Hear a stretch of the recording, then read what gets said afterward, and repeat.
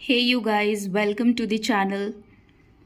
तो BPSC AEDO के exams की डेट्स आ चुकी हैं जो कि 14 अप्रैल से कंडक्ट होने को है। और लास्ट आवर में हम कैसे स्मार्टली रिवाइज़ कर सकते हैं, तो उसके लिए ये वीडियो है। तो हम हिंदी को आज रिवाइज़ करने वाले हैं।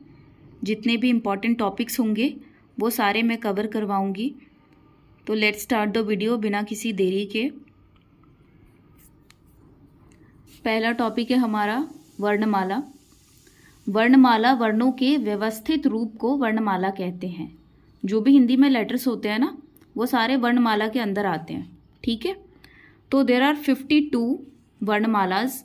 टोटल 52 होते हैं, 52 होते हैं, जिसमें एक नया ऐड हुआ है, न्यूली एडेड है 53वां। इसका नाम है विशिष्ट वर्ण। टोटल कितने वर्णमाला में है? लेटर्स 52। ठीक है, टोटल हैं 52। एक न्यूली एडेड है जिसका नाम क्या है? विशिष्ट वर्ण। ठीक है, उसको इस तरीके से लिखते हैं, जैसे इन्फिनिटी का साइन होता है ना, वैसे लिखते हैं। इसका नाम है विशिष्ट वर्ण। नेक्स्ट है हमारा, अब ये जो वर्णमाला है टोटल 52, इसके कुछ पार्ट्स हैं। इनको ब्रेक अगर हम करेंगे तो स्वर होता है पहले। ठीक है, स्वर होता है, टोटल हमारे 11 स्वर हैं। अ, आ, ई, उ, री, ए, ऐ, ओ, औ। ठीक है, ये हो गए हमारे टोटल 11 स्वर। फिर 2 है हमारे अयोगवाह। 2 क्या है? अयोगवाह। अंग, अह, अंग से अंगूर है ना, और अह। तो हिंदी शब्दानुसार इसे ग्रंथ कहते हैं। फिर हमारा क्या आ गया? स्पर्श व्यंजन। ये टोटल है हमारे 25। ठीक है, स्पर्श व्यंजन हमारे टोटल 25। यू कैन सी, ये जितने आपको दिख रहे हैं ना, ये सारे हैं हमारे स्पर्श व्यंजन। क, ख, ग, घ, ड़, च, छ, ज, झ, य, ट, ठ, ड, ढ, न, त, थ, द, ध, न, प, फ, ब, भ, म। ठीक है, ये टोटल, ये जितने भी आपको दिख रहे हैं, ये है स्पर्श व्यंजन। स्वर थे 11, अयोगवा थे 2 अंग, और स्पर्श व्यंजन कितना है? 25 है। टोटल कितने हैं? 25 है। फिर 4 है हमारे अंतस्थ व्यंजन।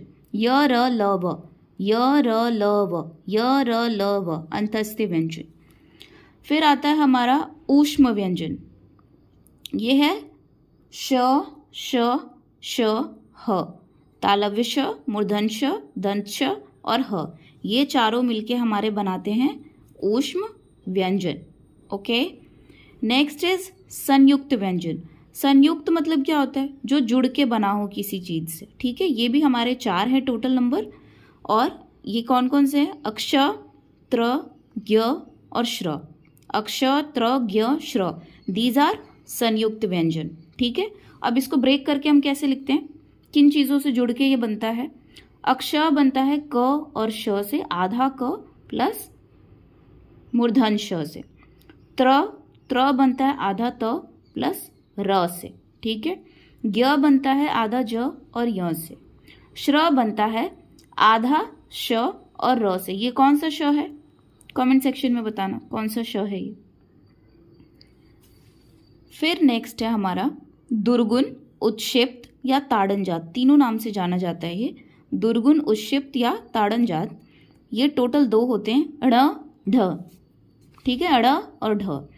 तो as you can see here, total थे हमारे वर्णमाला में 52 लेटर्स, जिसमें एक न्यूली ऐड हुआ है, उसको बोलते हैं विशिष्ट वर्ण। ठीक है, 11 है हमारे स्वर, अ, आ, ई, उ, री, ए, ऐ, ओ, औ।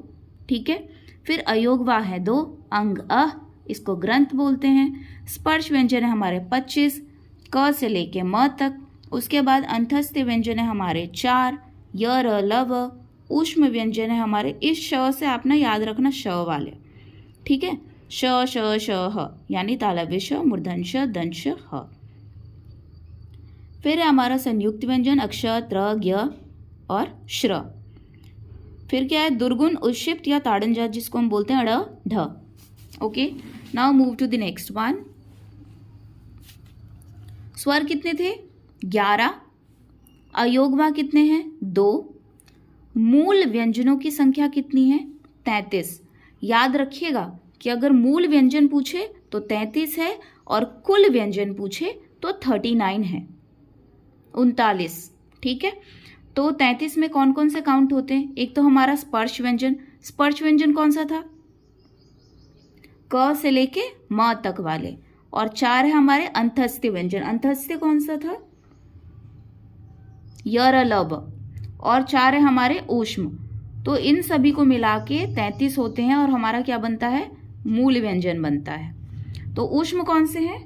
बताया था ना, श वाले ग्रुप, तालव्य श, मूर्धन श, दंश श, ह। फिर जो हमारे कुल व्यंजन है, यानी कुल मतलब होता है टोटल। टोटल है हमारे 39, जिसमें हमारे स्पर्श व्यंजन आते हैं एक तो, ठीक है, क से लेके म तक। स्पर्श व्यंजन आते हैं क से लेके म तक। फिर आता है हमारे संयुक्त व्यंजन। संयुक्त कौन से हैं? 4, बताइए। अक्ष, त्र, ज्ञ और श्र। अक्ष, त्र, ज्ञ और श्र। और दुर्गुण कौन से हैं? बताया था ना, ताड़न जात जिसको बोलते हैं अड़ ढ। तो इन सभी को मिला के क्या बनता है? कुल व्यंजन, टोटल व्यंजन हमारे बनते हैं, दैट इज 39। 52 क्या थे? वर्णमाला के टोटल शब्द थे। ठीक है, 52 थे वर्णमाला के टोटल शब्द, जिसमें से 11 थे स्वर, 2 थे अयोगवाह और 25 थे हमारे स्पर्श व्यंजन, 4 थे अंतस्थ व्यंजन, 4 थे ऊष्म व्यंजन, 4 थे संयुक्त व्यंजन और 2 थे दुर्गुण। तो इन सभी को मिला के बनता है हमारा वर्णमाला का 52 लेटर। और बाकी ये है हमारे व्यंजनों की संख्या। मूल व्यंजन अगर पूछे तो 33 लिखिएगा और अगर कुल व्यंजन पूछे तो 39 लिखिएगा। नेक्स्ट हम देखते हैं स्वरों की मात्राएं। मात्राएं केवल स्वरों की होती हैं, व्यंजन की अपनी कोई मात्रा नहीं होती है। ठीक है, मात्रा बसना केवल स्वर का होता है, व्यंजन का कोई मात्रा नहीं होता है। अब एग्जाम्पल देखते हैं, जैसे देखिए अ को ना हम अमात्रिक स्वर बोलते हैं, इसमें कोई मात्रा नहीं लगा हुआ है। ठीक है, इसमें कोई भी मात्रा नहीं लगी हुई। फिर अब जितने भी बाकी बचे हुए हैं इन सभी में कोई ना कोई मात्रा यूज हुई है। जैसे आ, देखिए इसमें आ ये वाली मात्रा यूज हुई है। ई में हम छोटी ई में ऐसे मात्रा लगाते हैं, बड़ी ई में हम इस तरफ से मात्रा लगाते हैं, छोटी यू को हम ऐसे लिखते हैं, बड़ी यू को ऐसे लिखते हैं। अब री में हम नीचे लगाते हैं, जैसे कृत, धृत, है ना, तो हम ऐसे करके री लगा देते हैं ना नीचे, गृह, तो वही। उसके बाद ए में, छोटी ए में हम एक रेफ लगाते हैं, बड़ी ए में 2 लगाते हैं, छोटा ऊ में 1 लगा के नीचे डंडा खींचते हैं और बड़ा ओ में 2 ऊपर लगा के एक डंडा खींचते हैं। तो ये मात्राएं आप ध्यान से देख लीजिए, याद कर लीजिए वीडियो को पॉज करके, और आप इसे दोबारा भी देख सकते हैं। अमात्रिक है, इसमें कोई मात्रा नहीं होती। फिर आ, ई, ऊ, री, ए, आई, ओ, औ।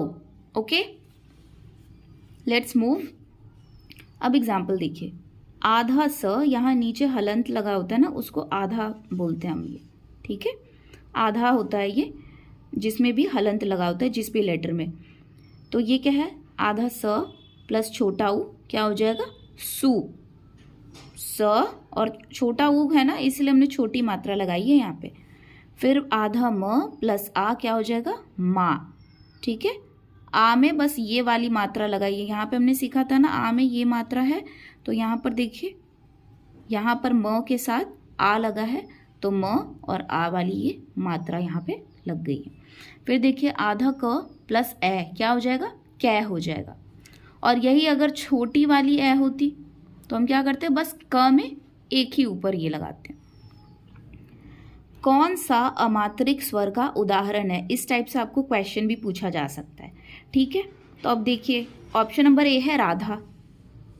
अमात्रिक बोला था ना, जिसमें कोई मात्रा नहीं लगी होती है। इसमें आ की मात्रा है, यहाँ भी आ की मात्रा है, तो ये तो अमात्रिक नहीं है, ये ऑप्शन गलत हो गया। राकेश में देखिए एक यहाँ पे मात्रा है आ की और यहाँ पे ए की मात्रा है। मनीषा में यहाँ छोटी ई की मात्रा, सॉरी बड़ी ई की मात्रा है और आ की मात्रा है। कमल में देखिए क के साथ कोई मात्रा नहीं है, म के साथ कोई मात्रा नहीं है, ल के साथ कोई मात्रा नहीं। तो हमारा आंसर क्या हो गया? ऑप्शन नंबर डी, अमात्रिक स्वर का उदाहरण। नेक्स्ट है हमारा स्वर। स्वर ऊपर पढ़ा था ना, स्वर कितने होते हैं टोटल? कमेंट में बताओ कि स्वर टोटल कितने होते हैं। 11 स्वर होते हैं, ठीक है। स्वतंत्र रूप से उच्चारित ध्वनि, कोई भी जो आवाज़ है, जो ध्वनि है, अगर वो स्वतंत्र रूप से इंडिपेंडेंटली अगर वो उच्चारित करी जा रही है, बोली जा रही है, तो उसको हम क्या बोलते हैं? स्वर बोलते हैं। इसको और क्या बोला जाता है? अच। संस्कृत में इसका नाम है अच, ठीक है। संस्कृत में क्या नाम है इसका? अच। स्वर को हम बोलते हैं अच। सभी स्वर अल्प प्राण होते हैं या फिर सघोष होते हैं। कैसे होते हैं? अल्प प्राण और सघोष होते हैं, ये याद रखना है। जितने भी स्वर हैं, अल्प मतलब होता है थोड़ा, ठीक है, थोड़े समय के लिए। स्वर मुख्यतः 3 प्रकार के होते हैं। इसके कितने टाइप्स होते हैं? 3 टाइप्स होते हैं। देयर आर 3 टाइप्स ऑफ स्वर, और सभी स्वर अल्प प्राण या सघोष होते हैं।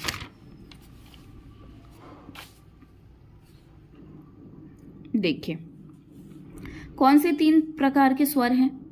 मूल स्वर, जिसको हम ह्रस्व भी बोलते हैं, लघु भी बोलते हैं, ठीक है। एक है हमारा दीर्घ स्वर और लास्ट वाला है संयुक्त स्वर। तो मूल स्वर या जिसे ह्रस्व या लघु स्वर बोलते हैं वो कौन से हो गए? अ, छोटी ऊ और री। अ, छोटी ऊ, री।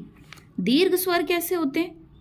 आ, बड़ी और ऊ, ठीक है। दीर्घ यानी जो बड़ा हो, जैसे हम बोलते हैं ना दीर्घ आयु भव, मतलब लंबी आयु हो इसकी। और लघु मतलब होता है छोटा। तो इसमें जितने भी छोटे छोटे वाले हैं ना वो आएंगे लेटर्स, और इसमें बड़े वाले लेटर्स आएंगे। Got it? फिर नेक्स्ट है हमारा संयुक्त स्वर। संयुक्त स्वर क्या होता है? ए, ओ, औ। जैसे हमने पीछे पढ़ा था ना संयुक्त व्यंजन, जो किसी से मिलके बना हो, जैसे अक्षर, त्र, ज्ञ और र, सॉरी री नहीं, श्र, री तो यहाँ आ गया। तो संयुक्त स्वर क्या होता है? जो किसी 2 से मिलके बना हो, किसी 2 से मिलके बना हो, ठीक है। तो अब देखिए इसमें ए किससे बना है? अ प्लस ई से बना है। अ प्लस छोटी ई, ए। अ प्लस ए, ऊ प्लस छोटा ऊ, ओ। अ प्लस ओ, औ, ठीक है। इसको आप वीडियो रोक के दोबारा रिवाइज करिएगा। मूल स्वर ह्रस्व स्वर या लघु स्वर अ, ई, ऊ, री। दीर्घ स्वर आ, ई, ऊ। संयुक्त स्वर ए, ऐ, ओ, औ। स्वरों का वर्गीकरण। स्वरों का वर्गीकरण। अब देखिए स्वर्ग को ना अलग अलग प्रकार से बांट रखा है। तो पहला नंबर जो हमारा आता है वो आता है मात्रा के आधार पर स्वर। कि मात्राओं के आधार पर स्वर कैसे होते हैं? 3 प्रकार के होते हैं, 3 टाइप से मात्रा के आधार पर। पहला है हमारा लघु स्वर, ठीक है। इसमें अल्प समय लगता है, कम टाइम लगता है, अल्प प्राण वायु लगती है, ठीक है। टाइम भी कम लगता है और प्राण वायु भी कम लगती है। इसके एग्जाम्पल्स क्या हैं? अ, छोटा ऊ, री, ठीक है। दीर्घ स्वर, दीर्घ मतलब जिसमें लंबा टाइम लगता है, 2 गुना समय लगता है, 2 गुना प्राण वायु लगती है, 2 टाइम्स। आ, बड़ा ऊ, ए, ऐ, ओ, औ। नेक्स्ट है हमारा प्लुत स्वर। प्लुत स्वर क्या होता है? प्लुत स्वर क्या होता है ये? इसमें 3 गुना समय लगता है और 3 गुना प्राण वायु लगती है। यहाँ सोचिए हम बड़े आसानी से जल्दी में बोल देते हैं, यहाँ डबल टाइम लग रहा है और यहाँ और भी ज़्यादा टाइम लग रहा है, ट्रिपल टाइम लग गया। जैसे उच्चारण करते हैं ना हम ओम का, ओम ओम, आप नॉर्मली भी ओम बोल के देखिए तो उसमें काफ़ी टाइम लग रहा है, ओम ओम ओम, तो कितना ज़्यादा टाइम लग रहा है। तो इसी को हम बोलते हैं प्लुत स्वर, जिसमें 3 गुना समय और 3 गुना प्राण वायु लगता है। नेक्स्ट आ रहा है हमारा, सेकेंड नंबर था हमारा उच्चारण के स्थान पर, उच्चारण स्थान के आधार पर स्वर। अब उच्चारण यानी कि आप प्रोनाउंसिएशन कैसे आप प्रोनाउंस करते हो। अ और आ कंठ वाले होते हैं, ठीक है, कंठ स्वर होते हैं अ और आ। कंठ से आवाज आ रही होती है गले से। ई और ई बोल के देखिए, देखिए तालू में टच हो रहा है आपका टंग, तो ये क्या हो गया, तालू से आवाज आ रही है ई और ई की। ऊ होठ घूम जा रहे हैं ना, होठ पूरे सर्कुलर उसमें शेप में आ जा रहे हैं, तो होठों से आवाज आ रही है ओष्ठ, ठीक है, ऊ और ऊ। री मूर्धा से आ रही है। ए और ए हमारा कंठ तालव्य। अब देखिए यहाँ पे कंठ भी है और तालु भी है, तो इसी को हम कंठ तालव्य बोल देते हैं। जिसे हमने पढ़ा था ना कि अ और छोटी ई को मिला के ए बनता है, तो जब अ और छोटी ई को मिला के ए बन रहा है तो कंठ का भी यूज हो रहा है और तालु का भी यूज हो रहा है, तो यहाँ पे कंठ तालव्य हो गया। ठीक है, समझ आ रहा है। नेक्स्ट है हमारा ओ और औ। ओ और औ ये है कंठ औष्ठ्य। कंठ औष्ठ्य मतलब कंठ से और ओष्ठ से दोनों का ही प्रयोग हो रहा है इसको, इस लेटर को निकालने में, बोलने में। अब देखिए हमने क्या पढ़ा था, अ प्लस ऊ क्या होता है, ओ होता है, और अ प्लस औ क्या होता है, औ होता है। तो यहाँ पे दोनों चीज का यूज हो रहा है ना, इसीलिए कंठ औष्ठ्य। एक और बार रिवाइज कर लेते हैं। अ आ कंठ, ई तालु, ऊ ओष्ठ, री मूर्धा, ए कंठ तालव्य, ओ कंठौष्ठ्य। अब देखिए यहाँ पे जैसे मैंने आपको एक्सप्लेन करा था कि अ प्लस छोटी ई ये कंठ से बोला जा रहा है, ये तालु से बोला जा रहा है, तो ये क्या मिलके बनाते हैं, ए बनाते हैं। तो जब ए बनाते हैं तो इन दोनों को भी मिला के यहाँ पर क्या बन गया, कंठ तालव्य। नेक्स्ट हमारा थर्ड है होठों की स्थिति के आधार पर स्वर। अब होठ के स्थिति के आधार पर कैसे होते हैं, जिस प्रकार से आपके होठ, आपके लिप्स शेप बना रहे हैं उसी हिसाब से उसमें से आवाज निकलती है। ठीक है, आप प्रोनाउंस कर पाते हैं। जैसे वर्तुल, वर्तुल मतलब होता है गोलाकार। ठीक है, सर्कुलर होठ बन जाता है हमारे। अब बोल के देखिए आप, ऊ बन रहा है ना, ऊ, ओ, औ, लग रहा है होठों के प्रयोग से ही आवाजें निकल पा रही हैं। अवर्तुल स्वर अ, आ, ई, री, ए। अब इनको आप दोबारा बोल के देखिए और ये ऑब्जर्व करिए कि इनको बोलने के वक्त आपके जो होठ है वो सर्कुलर फॉर्म में नहीं आ रहे, ठीक है, पर इन वर्ड्स को बोलते वक्त वो गोलाकार यानी सर्कुलर फॉर्म ले रहे हैं, इसीलिए इसको वर्तुल गोलाकार बोलते हैं। नेक्स्ट है हमारा जीभ की क्रियाशीलता के आधार पर। अब टंग यानी कि जीभ की क्रियाशीलता, जीभ कैसे कैसे कर रहा है उसके आधार पर कहाँ से आवाजें निकल रही है और कैसी निकल रही है वो देखिए। अग्र होता है यानी ये सामने वाला हिस्सा, जो हमारा टंग का सामने वाला हिस्सा होता है ना, उसको हम बोलते हैं अग्र। मध्य यानी बीच का भाग, ठीक है, और पश्च यानी बिल्कुल अंत वाला, जो हमारे कंठ से, हमारे गले से चिपका होता है, वो होता है पश्च। सामने होता है अग्र, मध्य बीच में, और लास्ट में होता है पश्च। ऐसे भी आप याद कर सकते हो, अग्र आगे आगे, मध्य यानी मिडल, और पश्च यानी पीछे बैक वाला। तो अग्र में क्या होता है, ई, ए, ऐ, री, और मध्य से क्या निकलती है, अ, और पश्च यानी कि बैक से आ, ऊ, ओ, औ। ठीक है, एक बार 2-3 बार आप पढ़िएगा और आपको पूरा याद हो जाएगा, गारंटी है मेरी। फिर क्या है, अनुस्वार। अनुस्वार वायु केवल नाक से निकलती है। अनुस्वार को बोलते वक्त वायु केवल नाक से निकलती है।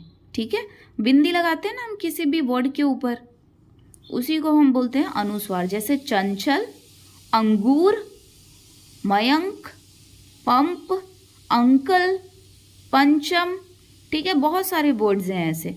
आपको भी अगर कोई वर्ड जिस पे अनुस्वार का यूज होता है अगर पता है, then do comment in the comment section.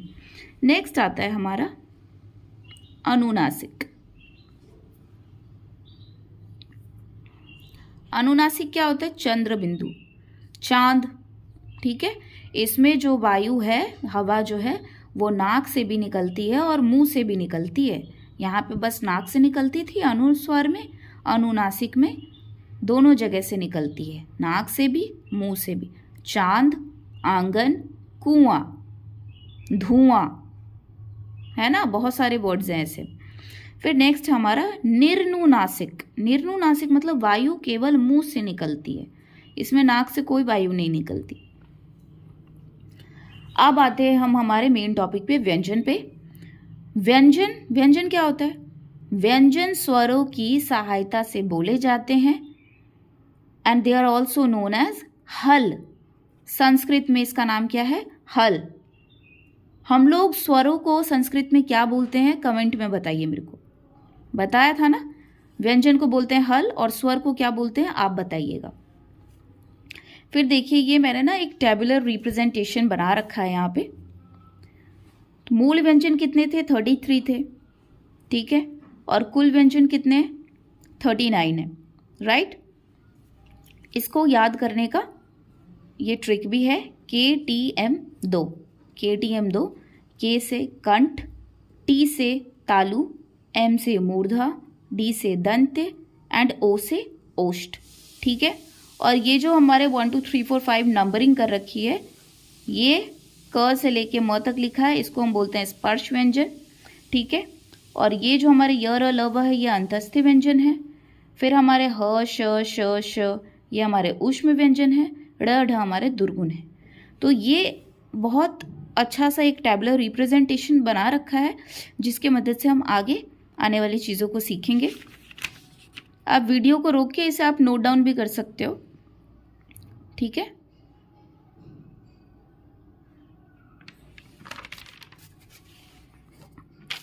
देखिए, अब वही टेबुलर रिप्रेजेंटेशन यूज करके हम जानेंगे कुछ नए चीजें।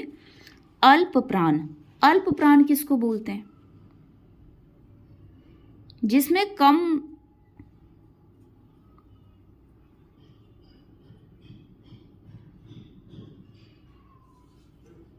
अल्प समय बोलते हैं ना, कम समय लगा हो, तो अल्प प्राण मतलब कम मेहनत लगी हो उसको बोलने में। तो जो नंबर 1 2 3 5 अंतस्थे और र है वो है हमारे अल्प प्राण। Let me show you. Number 1 वाले जितने भी हैं,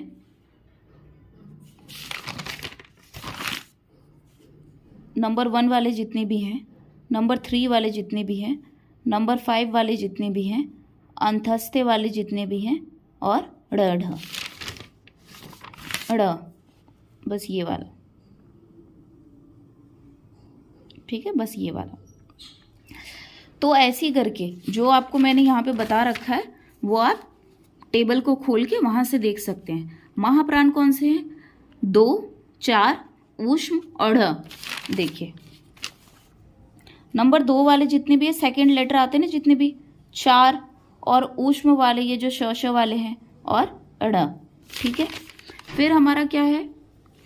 अघोष। अघोष 1 2 श, तीनों श और नंबर 1 और 2। तो देखो, नंबर 1 में जितने भी हैं, नंबर 2 में जितने भी हैं, और ये तीनों श, ये तीनों श। ठीक है, वैसे ही हमारा है सघोष। नंबर 3 4 5 अंतस्थे, ह और दुर्गुण। तो ये ना आप वीडियो पॉज करके नोट कर लो कहीं पे, और इसे 2-4 बार देखोगे and you will revise it. ठीक है, नंबर 1 3 5 अंतस्थे ड़ अल्प प्राण, 2 4 ऊष्म ड़ महाप्राण, 1 2 श अघोष, 3 4 5 अंतस्थे ह दुर्गुण सघोष, राइट। फिर हमारा आता है द्वित्व वर्ण। आधा ल प्लस ल, आधा ब प्लस ब, मतलब कोई भी ऐसा लेटर जो पहले आधा लगा हो और उसी का नेक्स्ट में उसके साथ में पूरा लगा हो, उसको हम द्वित्व वर्ण बोलते हैं। वो कोई भी हो, ठीक है। जिसको हम लिख सकते हैं आधा लेटर उसको लिखते हैं, जिसको नहीं लिख सकते उसमें हम हलंत का यूज करते हैं। ये जो छोटी सी लाइन है टेढ़ी सी, इसको हम हलंत बोलते हैं। ओके, फिर एक होता है हमारा संयुक्ताक्षर। संयुक्ताक्षर मतलब आधा वर्ड कोई, और जो उसके नेक्स्ट में उसके साथ वर्ड यूज होगा वो कोई दूसरा वर्ड होगा, वो पूरा होगा। जैसे लय, नई, मस, कख। ठीक है, ये यहाँ पे दूसरा लेटर है, ये दूसरा लेटर, जो हाफ है, जो आधा है वो दूसरा है, और जो पूरा लेटर यूज हुआ है वो दूसरा है। पर यहाँ पे क्या था, सेम था। तो जो सेम वाले हैं वो द्वित्व वर्ण है, और जो अलग अलग है वो क्या है, संयुक्ताक्षर। राइट। फिर एक होता है हमारा प्रकंपित या लुंठित। प्रकंपित या लुंठित कौन सा स्वर होता है, कौन सा होता है, र। र क्या होता है हमारा, प्रकंपित या फिर लुंठित। एक हमारा होता है दंत ओष्ठ, कि दांतों की मदद से और होठ की मदद से बोलते हैं फ व दंत ओष्ठ। एक हमारा होता है पार्श्विक या फिर पार्श्ववर्ग, इसको दोनों नाम से बोला जाता है। ये क्या हमारा, ल। एक होता है हमारा आगत स्वर, आ, जैसे डॉक्टर, डॉग, है ना, ऑपरेशन, हम ऐसे करके लगाते हैं ना, उसमें बिंदी नहीं लगाते, बस ओ करके बोलते हैं, तो वही हमारा होता है आगत स्वर। एक होता है हमारा आगत वर्ण। आगत वर्ण का मतलब होता है जिसके नीचे बिंदी लगी हो, जैसे ज, फ। ज, इसको हम ज नहीं बोलेंगे, ज, फ को फ, ऐसे करके बिंदी लगी होती है। नॉर्मल ही लेटर होते हैं बट इसके अंदर बिंदी लगी होती है। फिर है हमारा अर्धस्वर। अर्धस्वर य और व को बोलते हैं। वत्सर्य, वत्सर्य, सरलज, सरलज वत्सर्य, सरलज वत्सर्य। स्पर्श संघर्षी, च छ ज झ, च छ ज झ, स्पर्श संघर्षी। एक होता है हमारा संघर्षी, तालव्य श, मूर्धन्य श, दंश, ह, ज, फ, ज, फ। तालव्य श, मूर्धन्य श, दंश, ह, ज, फ। एक होता है काकल्य। काकल्य हम ह को बोलते हैं। नासिकय्यम, नासिकय्यम हम किसको बोलते हैं, ड़, य, न, म। प्रत्येक वर्ग का पंचमाक्षर।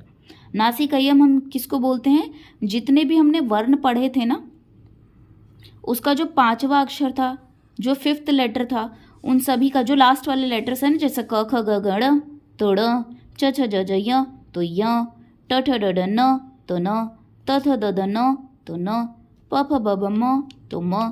तो सभी का जो लास्ट लेटर है उसी को हम बोलते हैं नासिकय्यम। अब चलिए एक बार रिवाइज कर लेते हैं। स्वर कितने थे, 11, 11, अयोगवा 2, अंग अ, स्पर्श व्यंजन 25, क से लेके म तक, अंतस्थ व्यंजन 4, य, र, ल, व, ऊष्म व्यंजन 4, तालव्य श, मूर्धन्य श, दंश, ह, संयुक्त व्यंजन 4, अक्ष, त्र, ज्ञ, श्र। उत्क्षिप्त व्यंजन या ताड़न जात जिसको हम बोलते हैं वो 2 थे, ड़, ढ। ठीक है, तो वीडियो को करते हैं यहीं पे एंड। मिलेंगे नेक्स्ट वीडियो में, तब तक के लिए आप इसे 2 बार 4 बार जितनी बार हो आप रिवाइज करो, इसे आप नोट डाउन करो, वीडियो पॉज करके देखो, कोई चीज़ समझ नहीं आ रही है तो। और ये वीडियो आपको काफ़ी ज़्यादा हेल्प करने वाला है आपके BPSC AEDO में। और जितनी भी बिहार के एग्ज़ाम हो या फिर कोई भी एग्ज़ाम्स है जिसमें हिंदी का सिलेबस पूछा जा रहा है, काफ़ी ज़्यादा आपको मदद करने वाला है, और बिल्कुल ही आपको टू द पॉइंट इसमें बताया गया है, कोई भी फालतू की बातें नहीं। और जैसे आपको एग्ज़ाम में अगर आ गया कि अंतस्थ व्यंजन इनमें से कौन सा है, 4 ऑप्शन दे दिए, उसमें आपको ऑप्शंस कुछ ये वाले दे दिए स्पर्श व्यंजन के, कुछ संयुक्त के दे दिए, कुछ ऊष्म के दे दिए, तो चुनना था अंतस्थ। तो आपको अगर ये क्लियर होगा कि कौन सा व्यंजन कौन सा है, तो आप ऑप्शन को तुरंत एलिमिनेट कर पाओगे। जैसे कि आपको बोला था यहाँ पे कि महाप्राण वाला कौन सा है, तो आपको वो जो टेबुलर रिप्रेजेंटेशन दिखाया था, तो आप वहाँ से जाके वो चीज़ें सीख सकते हो कि कौन सा किस में आएगा। 2-4 बार रिवाइज करोगे और आपको सारी चीज़ें क्लियर हो जाएंगी। तो डू लाइक द वीडियो और like share and subscribe to the channel, और मिलेंगे नेक्स्ट वीडियो में, जो भी नेक्स्ट टॉपिक है उसको हम कवर करेंगे। Till then, do revise and best of luck for your exams.